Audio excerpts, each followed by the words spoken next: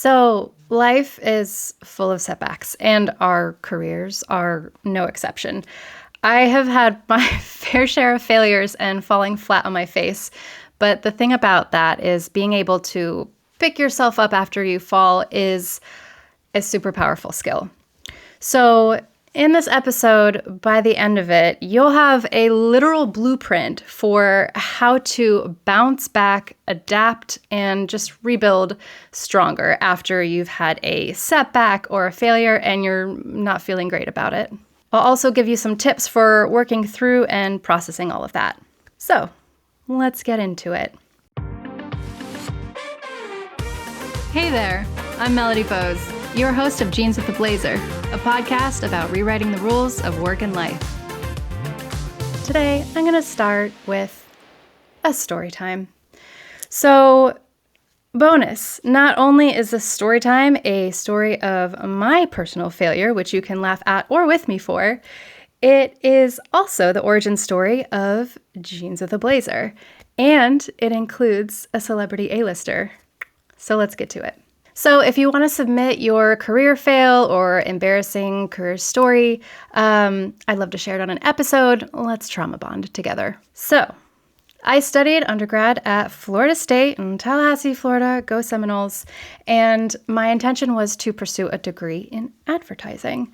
At that point, I knew that I wanted to be in a field in communication or the media, and at my very heart and soul core, I am a writer. So I wanted to do something like that, but I didn't just want to be a writer. I wanted to be a million other things. So to me, media made sense.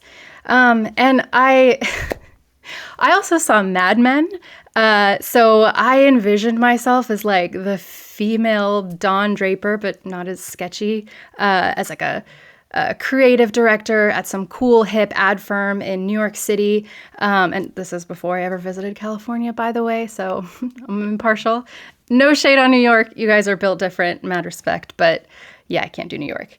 And just for context, I am from a very small town. I literally grew up on a barrier island, shout out to Melbourne Beach, Florida and Satellite Beach, Florida, where it's literally just surfing, mom and pop shops. Our downtown on the mainland has like 2 restaurants and it was tiny.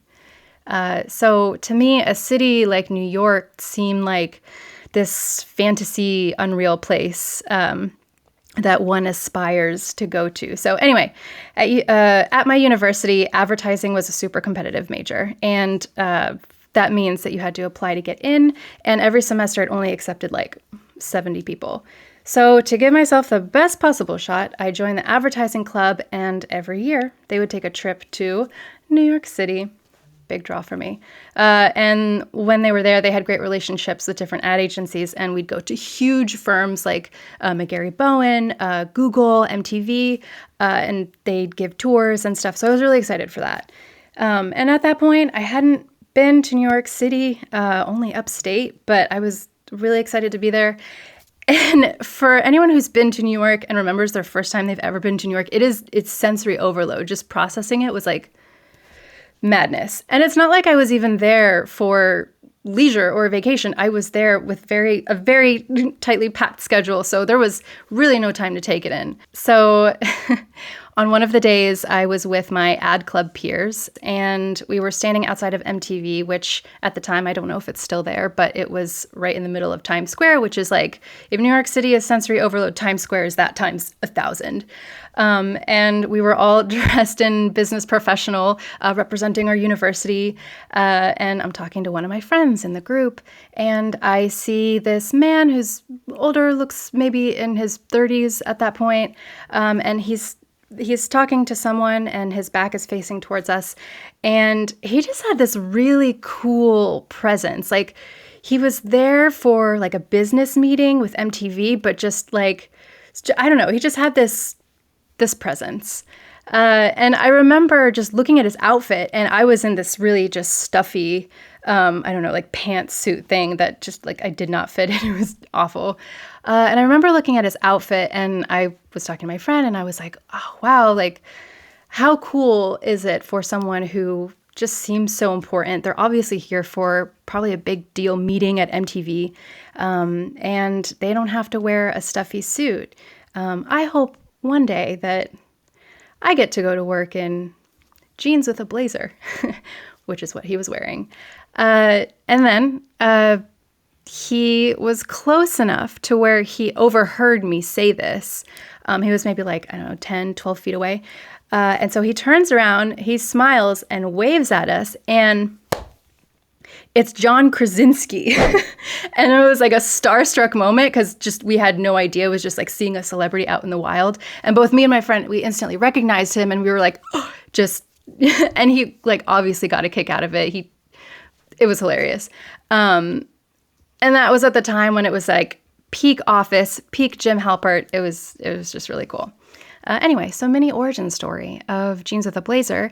But the point I was trying to make is I went and I toured these agencies, and I was just super excited about it. And I hunted down one of the ad executives, and I begged them to write me a letter of recommendation to try and apply to get into the ad major. So they somehow agreed to it, my desperation. And then I wrote what I thought was a really kick-ass entry essay. And I was waiting for that email to come into my inbox to let me know if I got in or not. And I opened it and I didn't get in. I thought, there must be a mistake. My GPA is awesome. It was like a 3.75, like good, but not a 4.0. And I cried for probably a solid week. I thought I was a shoo-in. I thought I did everything right. But maybe the 70 people that did get in, maybe they had a 3.8 GPA, maybe they had a 4.0 GPA, and mine it didn't make the cut. Maybe my essay was not as great as I thought it was. I don't know. I'll never know.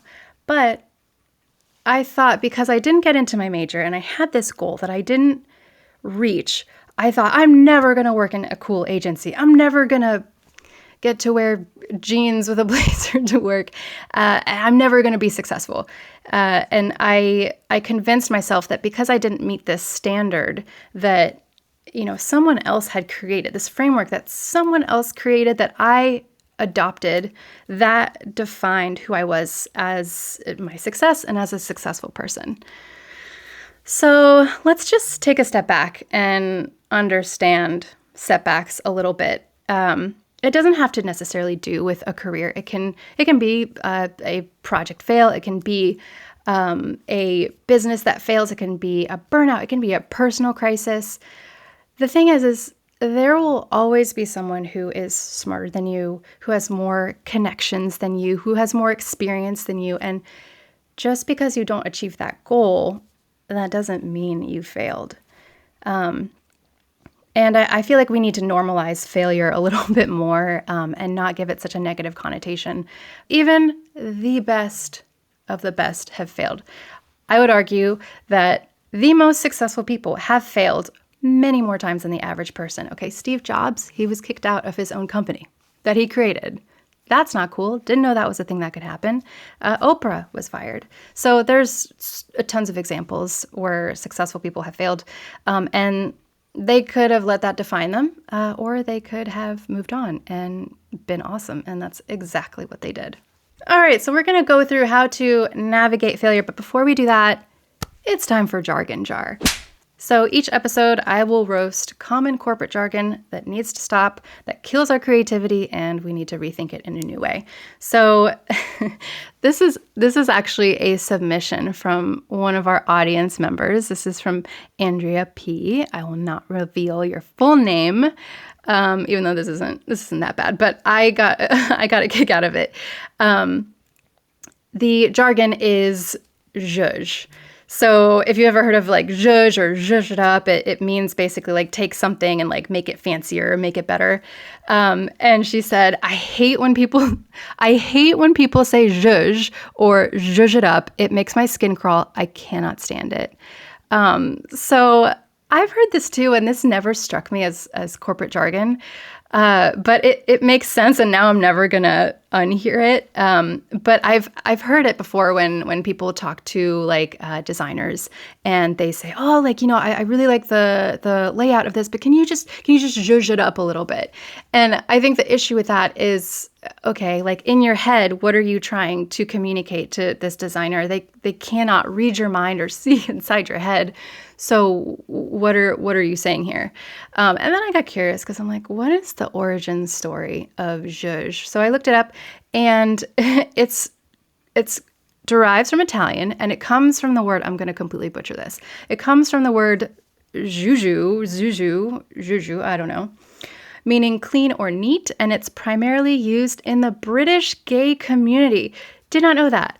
See, the gays, they probably made this really cool, and we had to go and ruin it. We can't have nice things. Anyway, it's problematic in projects because it's so unclear, and maybe instead of just finding a word that replaces what you think someone else needs to know, that you think they can see inside your head, but they just explain what you mean. Make those colors more bold. I need this over here. Let's do that. Okay, that's enough of that. And now, without further ado, the bounce back framework. So I will go over a bunch of different tips and steps that you can apply to bounce back stronger and better than ever from a career fail, a life fail. This literally gives you the blueprint that you can adapt and take what works for you, leave what doesn't. Hopefully it's helpful. So I'm going to go through every step in this, and it's a lot, but what I've done is I've put it together in a guide, kind of like a cheat sheet for you, that you can just download, and you can take it with you, keep it with you wherever you want, and I will link that in the episode. So be on the lookout for that. If you want this handy cheat sheet for how to bounce back, it's available for you. Okay, so let's break down this recovery into actionable steps. Let's start with a scenario. You lost a job, or you didn't meet a financial goal. Step 1, acknowledge and process. Feel it, feel your feelings, but don't live in it. Okay, so you want to give yourself permission to feel disappointed, and give yourself permission that your feelings are valid. You're frustrated, maybe you're angry, you're scared, you feel stuck. But you're not going to be stuck in that space forever. So that's something really important that you should tell yourself. And the second step in acknowledging it is what I like to call champagne therapy. Okay, so champagne therapy is something that I decided to treat myself to when I had another career fail. And basically what I did is I took the weekend and I went to Miami, and I went out with my friends, and I drank a lot of champagne because usually champagne is something that you celebrate with, and I wanted to make myself feel better. Obviously, it doesn't have to be alcohol. Champagne therapy can literally be self-care or calling your friend or journaling, whatever you imagine or liken that to be. Take your champagne therapy. Also, try to avoid things like toxic positivity, and that looks like, everything's going to be fine. It's fine. Like, yeah, everything will be fine, but you don't need to hear that or tell yourself that, and just, use that as a way to avoid feeling your feelings. Instead of moving on immediately, take that champagne therapy, take that time to really feel it. Get in your feels and process it. And everyone's window is different, right? I took the weekend. I took 48 hours. And I would suggest maybe take 48 hours to enjoy your champagne therapy, but put a limit on it. So even if you're not over it by the time the window is over, you're mentally checking in with yourself and telling yourself that you have a limit where you're going to get over this, and you're preparing to move on from it. So that just helps you just mentally prepare, even if you're not there yet. That's totally fine if you're not. These things take time. So then you'll want to take a step back and you'll identify the core impact of this, right? Because we go into fight or flight mode, we get scared that this issue is bigger than it is. I want you to ask, when you're going through your champagne therapy, when you're processing, what exactly am I feeling? Is it disappointment? Is it embarrassment? Is it fear? And is my identity wrapped up in this setback? So a job loss, that means you're a failure. No, it doesn't. That has nothing to do with your identity. You are a deeply complex individual. You have so much more going on than a career fail. Do not let that define you. And then ask yourself, what is the worst case scenario? So my mind always goes to, oh my God, I lost my job. I'm going to be homeless in the streets the next day. And typically there are some steps that happen before that, right? It's not the next day where you run out of funds and you lose your house. And those are very, very real and valid fears. But we go into this scarcity mindset where we think immediately the next day, like it's over for us. Like, no, like you have probably a window of time. Identify what that window of time is. If you have emergency savings, just something to bounce back on. Think about that and ask yourself, is this fear really realistic? And really check in and be honest with yourself. And if it is, and if you have like 2 days before, stuff is about to hit the fan, then you can make a contingent plan. But now you at least have quantified that. Okay, so before we move on, a few things to know about rejection and failure. So your brain treats rejection like actual pain. If you've ever had a broken heart, you literally feel it in your heart and it feels like your chest is caving in. And basically, rejection activates the same part in the brain as physical pain. It's in the anterior cingulate cortex. Tried not to butcher that. And that's why failing literally physically hurts us. So you're not imagining things. You're not crazy. But you can trick your brain by using some self-affirmations and just reframing this personal tragedy that you're experiencing. And flip it around as data. So instead of taking it as a personal attack, say, that wasn't a no, that's just a not yet. That's one step closer to a yes. And what can I learn from this? So again, this isn't toxic positivity, like everything's going to be okay, it's fine. Like, no, how can we turn this information into data and what is realistically ahead of me? Like one door closes, another one opens. Another thing about failure is it can feel bigger because of something called the spotlight effect. So the spotlight effect is when someone thinks more people are watching them than they actually are. This is a real psychology term. So it's also important to remind yourself if you have that, like if your ego is hurt or you're like, oh my God, everyone else is going to think I'm a failure. I've let down my family. Most people are way too busy with what's going on in their own lives to care or give it that much thought. I promise you it's not as bad to the great population as you think it is. Your feelings are still valid, but I promise you people don't care as much as you think. You might be going through this immense struggle, and for everyone else, maybe it's just a Tuesday. So something you can do immediately in that moment is to write down 3 emotions that you're feeling and then ask yourself, if a friend were to call you up in that moment and say, I am feeling this, this, and this, what would you tell them? Would you laugh at them and say, ha, you're a loser, you failed, you're never going anywhere? No, a friend would never say that to you. A friend would support you. So give yourself that same kindness. All right, now that we have felt our feelings, we have done our champagne therapy, we have come back from Miami and we're ready to face this reality and move on to the next step, let's rebuild that confidence. So I want to empower you to avoid the all or nothing trap. And that means just because you failed at something doesn't necessarily mean everything else in your life is a failure.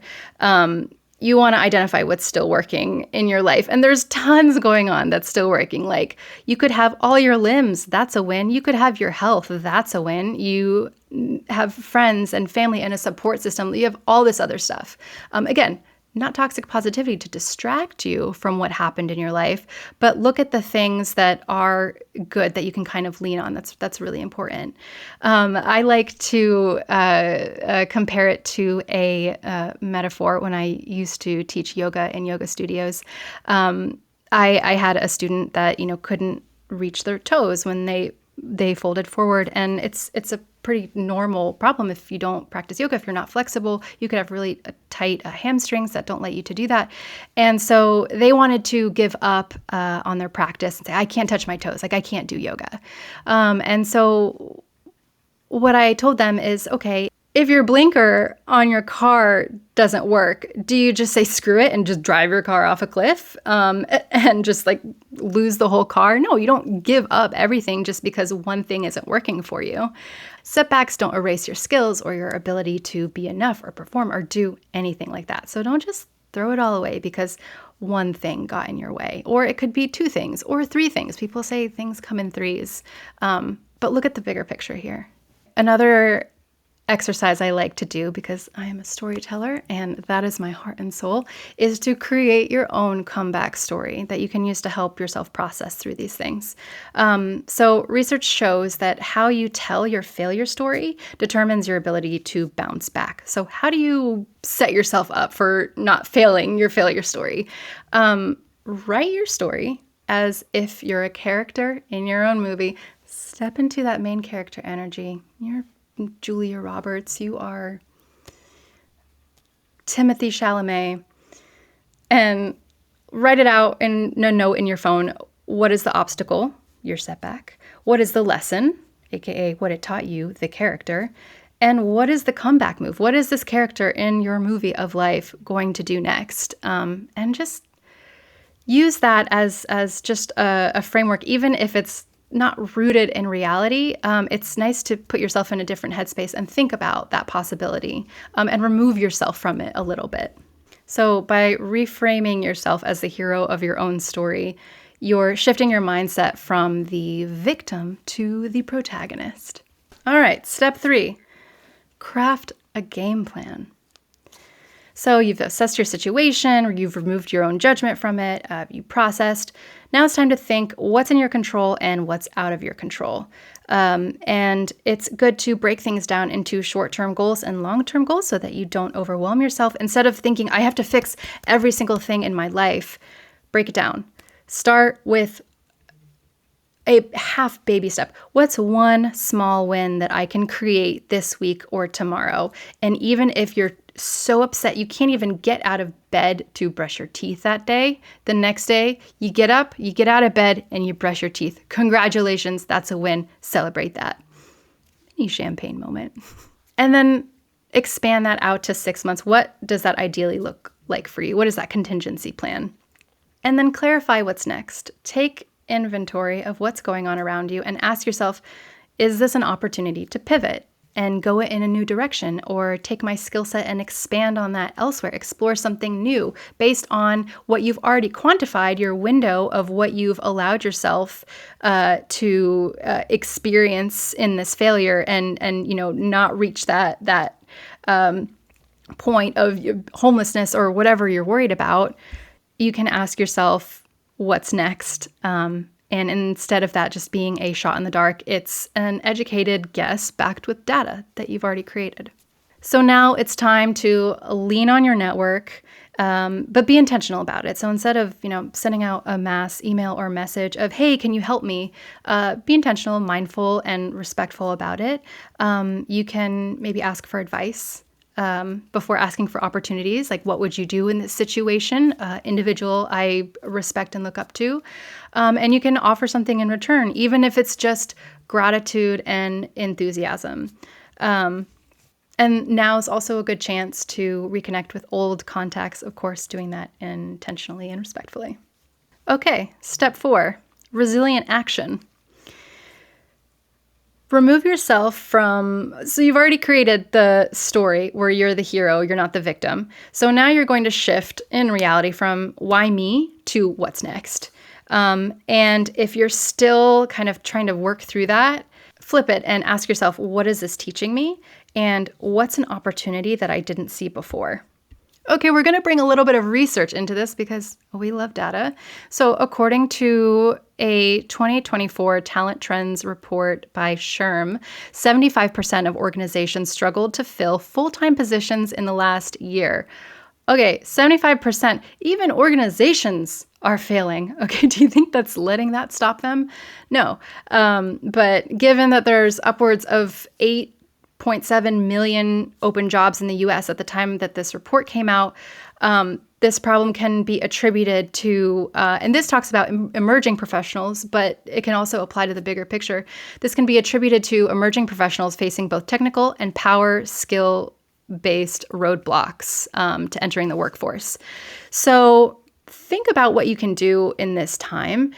If you can take a small action every day to build momentum, whether that's learning, networking, building a new skill, learning a new craft or trade, you can use that opportunity to work on yourself and know that there is opportunity for you, and you will be okay when you've taken these intentional steps.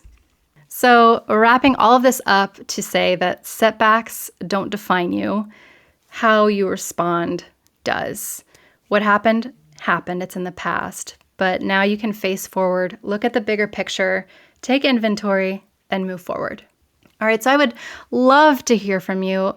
Please DM me at Jeans with a Blazer and tell me what's something that you bounced back from, what's a tough moment that you worked through.